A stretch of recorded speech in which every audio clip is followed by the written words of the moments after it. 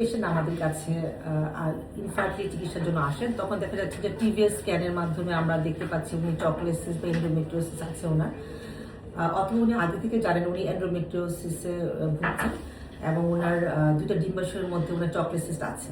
তখন প্রায় সময় আমাকে জিজ্ঞেস করেন, ম্যাডাম আমি কি চকলেসিসটার অপারেশন করে আমি ইনফার্টিলিটি চিকিৎসাটা শুরু করবো, নাকি চকলেসিস থাকা অবস্থায় ইনফার্টিলিটি চিকিৎসাটা করা যায়?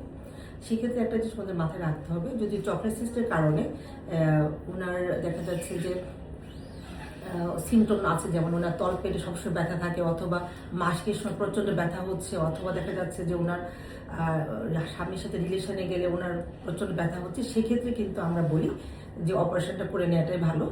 তবে অপারেশন যদি উনি করতে চান, সেক্ষেত্রে একটা জিনিস মাথায় রাখতে হবে, সেটা হচ্ছে যে অপারেশনের সময় আগে কিন্তু ওনাকে রক্তের এএমএইচ পরীক্ষাটা করে নিতে হবে, যে ওনার এএমএইচ লেভেলটা কেমন আছে।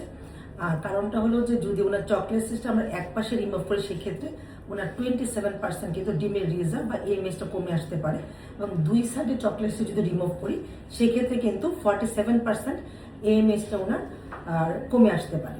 সেটা মাথায় রাখতে হবে। আরেকটা ব্যাপার খুব ইম্পর্টেন্ট, সেটা হলো যে অপারেশনের পরবর্তী সময় ওনার কিন্তু 6 থেকে 1 বছরের মধ্যে আবার চকলেসিসটা হতে পারে। সেই সবগুলো ব্যাপার জেনে নিয়ে কিন্তু ওনাদেরকে অপারেশনে যেতে হবে।